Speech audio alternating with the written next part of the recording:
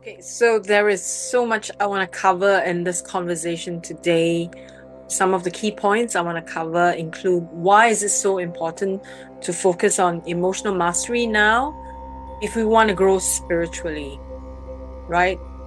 I get lots of questions from people like asking me why have I pivoted my main focus as a spiritual teacher, right? Why am I pivoting my focus to emotional work and we're not doing so much of like spiritual woo stuff, and so I'm going to answer that as well.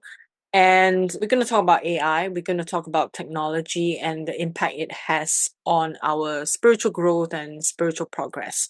So, a lot to cover, and I'm trying to cover as much as possible within this 15-20 minute video.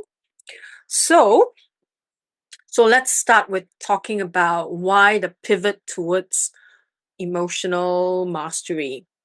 I'm still very known for spiritual work. A lot of people still come to me for spiritual advice or spiritual readings, or they think that my focus is helping people to grow spiritually through spiritual techniques or through spiritual, whatever, all things spiritual. I am still helping people to grow spiritually, but I'm looking at it from a completely different lens. The reason is because we are at a point in humanity's history where we are basically repeating the same cycle as we did. From, if you have read about or know about, if you're on a spiritual path, you would have heard about the Atlantean civilization and what happened in that civilization and the impact it had on humanity.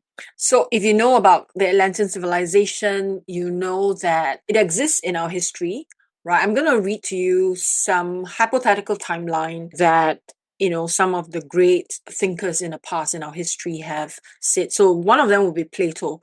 In Plato's dialogues, he has talked about this. He talks about the existence of Atlantis thousands of years ago. So Atlantis was destroyed. It would be 16,600 BC. Long time ago. Okay. So, that kind of history is deeply embedded within our spiritual DNA, and I bet it's also embedded in our physical DNA. So we do have memories of that. And we are reliving. I mean, it's the same cycle, like all things AI, robotics, technology. For many of us, there's a sense of familiarity, right? We feel like, hey, this is not entirely new. I feel it, I know it somehow. And then there are also a group of people who are extremely, extremely fearful of technology. And basically because I believe that they experience the destruction, they experience some deep trauma, right? And it is within it's not that we individually have that memory, but is within the human DNA memory that we have, kind of like a hidden knowledge, or is within our human consciousness. So we know it exists. Whatever I'm saying here, right, may not make sense to many of you, but if you look at what is happening now with scientists looking at, they are researching consciousness. They are talking about this. It is in the mainstream. They're talking about this a lot. And whatever I'm saying here, you will find that is being backed by science these days, right? So I've been talking about this for 20 over years as a spiritual teacher, as someone on the path where I have this deep passion for understanding and tuning in, and my own personal experiences with anything beyond the physical realm is evidence to me, right? It's proof to me. And I know that I am not crazy because I do see psychotherapists. I work with a Jungian analyst, so I am sane, or as sane as, I'm leaning towards the healthy spectrum, so to speak, right? And not everyone, I mean, if you look at how humans are operating on this planet, right? I think we're all on the spectrum of insanity. So let's get back to what I'm saying. So, in terms of, my own personal experiences and what I've learned, it's not based on science. I mean, I'm not a scientist, so I'm not going to be able to give you scientific backup. But if you do research, go search for it. There are lots of work out there right now that is researching consciousness. My experience with consciousness is based on experience. It's very experiential. And so I can tell you that, when I did a class maybe 4 years ago on teaching people about Atlantean civilization, what we did and how we're repeating the cycle, we are seeing this happening right now, right? And whatever I have predicted in inverted commas about the trajectory that we're going, they're all coming true. And I'm not some psychic who's able to do these predictions. It's more about remembering rather than predicting. So during the Atlantean civilization, well, big boo-boo, right? We allowed technology to be like our God, right? We allow our mental construct also to be the God. Like that is the thing that we focus more on. We are not so in tune with the humanity within us, which is part of the emotional aspect of us. And so looking at social media, right? And people using social media as a way to numb themselves. We look at food, we look at alcohol, we look at drugs, we look at porn, we look at everything that's out there is constantly blasting into our minds. And so the job of these things is to distract us from feeling the human part of us and to be able to get in touch with our emotions. So the doorway to your spiritual progress is not about, in your mind again and using that as a distraction from what you really need to feel and experience in your body, is really to get in touch with our emotions. In the world that we live in, we kind of give too much credit to people who are able to, shall we say, they're able to power through, right? They use their minds to power through, and then they numb their emotions. They disregard how they're feeling. And we applaud these people. We say, oh, well done, you're very good in overcoming the negativity. The problem with that is, as we see now, what is happening in the world is everything that we suppress, everything that we push down emotionally, it's going to come up, on the physiological level, right? Whatever we're experiencing, diseases and illnesses, it's not just that something has happened, or something. Our physical body is an output of, is showing us, is an outpicturing of what is happening within us, within our consciousness, mentally, emotionally, and spiritually. And when we're off balance in any of these three aspects of the humanness within us, it's going to show up within the physical body. And so my role, right? Everybody has a role, everybody has a part to play as we move towards the next 20 years. This 20-year period is really about getting our act together, right? So that we do not suffer the same consequences as we did during the Atlantean civilization. I know it happened a long time ago, more than 10,000 years ago, but this is like a repeated history. So the story or the folklore, that we hear is that Atlantis sank because they manipulated, or they played with this huge crystal, and then it exploded, and then the landmass sank. We are doing the exact same thing. If you know about computers, you know that there are crystal chips, right? So the story about, that we were playing with this powerful crystal and then it causes us to sink, is the same thing that we're doing right now, right? We're not necessarily worshipping this huge crystal out there that is causing us to self-destruct, right? We are using it as part of the elements in the creation of our hardware, our software, and all of that.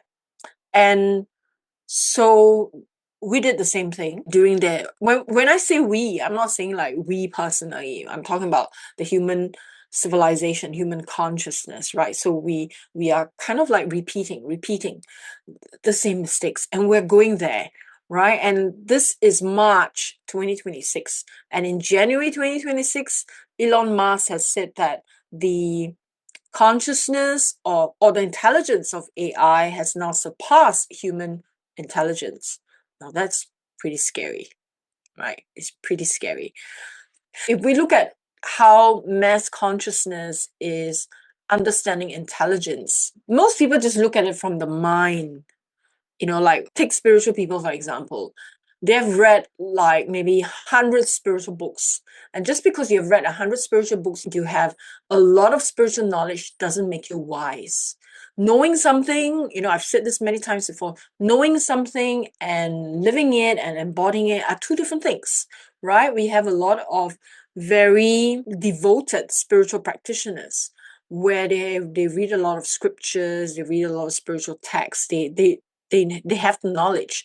But if you ask them a simple thing like, how do you then master a trigger, an emotional trigger, they would use a spiritual tool like meditation or prayers to run away from that emotion. That's just numbing. That's just pushing it down into the physical body. And then it was going to manifest as a disease later on. So the true art of mastering your emotions is not about plastering it over with a prayer. Yes, prayers are important. Prayers keep us in alignment with our spiritual source, with our higher self, but it doesn't heal in that sense. It doesn't take you into the core pain that you are supposed to sit with, because our physical body has this fantastic mutation power. And this power is about, if we are able to sit with a difficult emotion long enough, it has an ability to mutate this difficult energy, this difficult feeling, and it's going to transform it. And because it's so uncomfortable to sit with this, many people just don't want to sit with it, right? They rather just do something else to skip this process. And when you don't give your body its job to do, which is to digest, which is what our stomach, our liver, and all of that is so good at doing, right? I mean, if you look at the food that we eat, what does it do? I mean, what goes in is not the same as what comes out. And so our emotions, what we're feeling, has to go through the same process. It has to be digested. It has to be mutated through the physical body in order for us to be able to feel a lightening effect. And it has a very powerful impact. It helps us to, don't just take my word for it, right? Go and do your research, right? Go out there, go and do the research. A lot of research being done on these sort of things right now. I'm speaking from my experience, right? When I tell you this, but then most people are just avoiding the difficult emotions. Yes, it's very uncomfortable to sit with the difficult emotions. It's painful, it's horrible. And if we don't know how to sit with it and to work on allowing the body to do its miraculous job of transmutation, of mutating these emotions, then our body is going to work against us. These emotions are going to stick with the cells in our body. And when they stick with the cells in the body, it's going to find a way to mutate itself. And so since you are not allowing it to be mutated, you're not consciously sitting down and allowing those emotions to go through its transformation, then it's going to do something to your physical cells. So negative emotions are cancerous. And so if we don't consciously allow ourselves to sit with negative emotions, then what's going to happen is going to transmit that energy, that cancerous emotional energy into our physical cells, and that's how we get like physical cancer and all of that. And then we suppress our immune system as well when we do not know how to express love or feel love, or sometimes we don't even know what we feel, right? Because we're so numb. We're not able to experience true love within the heart, right? I mean, the heart chakra is connected to the thymus gland, and if this gland is not working, is not activated, it's not doing its job, the T cells are not doing its job to heal the bad stuff, then you're going to start mutating in a bad way within your physical body. And so, our emotions are so connected to our physical body. And without a healthy emotional landscape within us, there's no way we can grow spiritually. You don't grow spiritually by avoiding your negative emotions. You don't surpass them by imagining they don't exist. I'm not talking about your day-to-day having this negative thought or negative emotion and trying to override. I mean, those are simple, right? I'm talking about the deep stuff, like the deeper trauma. And everyone I meet always tell me they don't have trauma. We all do. It's how aware you are of your trauma or not. You may not have had a childhood where your parents beat you up, but we all have trauma. The trauma can manifest in different ways. The trauma could be as a unique being that you are. Maybe your thing about being shown love is that you want to be shown attention. You crave that attention. But if your parents do not show you love through attention, then you are going to think that my parents don't love me, even though your parents may be showing you love in other ways. But you're not meeting, right? There's a disconnect. You're not meeting. And because when there's a disconnect and then you're not even voicing it to each other, you're not communicating because we have not been taught how, trauma sets in. And the trauma is a lifelong thing, because how you are to feel safe within your body, because let's say you don't get the attention you want, and so in order for you to feel safe and not feel rejected is to hide yourself, to keep quiet. And so you will continue, you use the same pattern of behavior into your adulthood, into your relationships, and then that's just everything will spiral out of control, because then you will meet someone who trauma bonds with you. And then you use spirituality as a way to escape, because you want to grow spiritually. You feel like you're awakened while your partner is not, but you're not addressing your trauma. You're not addressing this thing that you are struggling with your partner. And then you escape by meditating. You're not going to grow spiritually. That's no way. So that is, an illusion. Or we have deluded ourselves to think that you can experience a high after meditation. No doubt. Everyone can feel high. You can feel like, oh, I've grown so much after this meditation, or I received this activation, and I'm like, I've anchored, I don't know how many thousand bodies of light, but you still cannot handle your triggers, or you're avoiding your triggers. You have not grown. Not an inch. All right? So let's not delude ourselves. Do the real work. And this is the reason why I am so focused on emotional mastery now and doing the real work. There's no quick fix to this. No quick fix. The New Age started a long time ago, right? Those of you who started your New Age path in the 80s. It's 40 over years now, and you're still there. You're still stuck there, thinking that you have grown. If you're honest with yourself, you know you have not mastered your emotions, you have not mastered where your mind goes, you have not mastered so many things, like the grounded things in life that you are, meant to do and meant to complete. You have not mastered that. I'm not saying I've mastered it. I'm still work in progress, but I'm learning so much more that, I was that, I used to do that, right? Meditate my way and thinking that I'm growing spiritually, until I realized I wasn't, right? And that real growth comes from you mastering your emotions. It's far more important than mastering your mind, because whatever comes to your mind is just in your mind. It doesn't mean anything, because your mind is like a Wi-Fi. You're capturing thoughts all over. You may not necessarily be the one, who created that thought. In a sense, no ideas are new. They're not unique. We're just capturing them in the ethers. And how we are using that information is how you're using your mind. Most people are not really doing that. So how are you using, you can read a lot of books, as I've said, but how are you using that information to live your life? Are you doing that?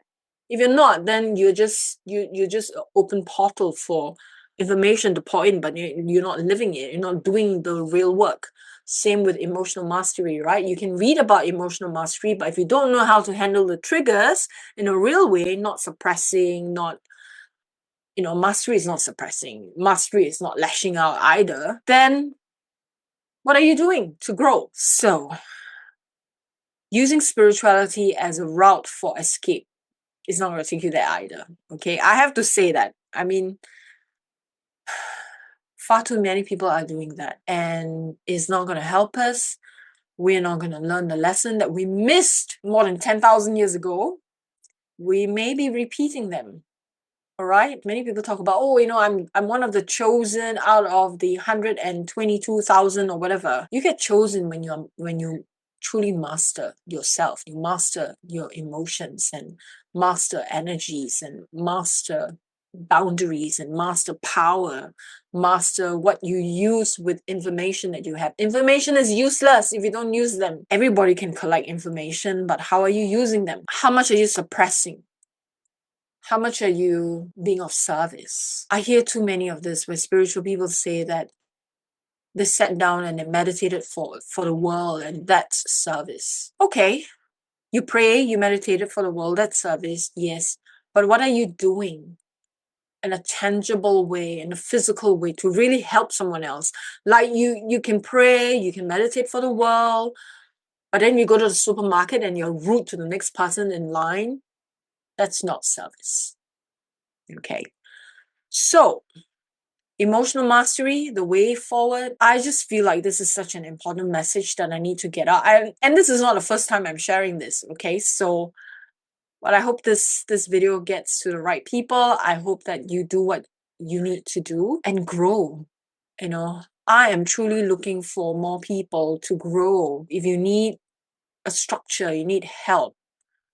And I think you do need a structure. Everybody needs a structure. If no structure, you can't just float and hope to learn.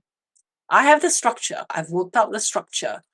It's not a perfect structure, but it's a structure to help you to work on step by step, within yourself. And I'm constantly evolving the program as well as I'm growing, as I'm evolving. You can see the link below. And so I leave you with this. And 1 year, 2 years may pass where I may share this message again. I started sharing this message in 19, okay, maybe 19 something, but I did also share this message in 2019 before we went into 2020 pandemic years. I've already started sharing the same message, and I haven't seen much improvement, unfortunately, because people are still looking for something to run away from. And we see so much of, if we don't face what we're trying to run away from, you see the rise in mental illness. It's happening. All right.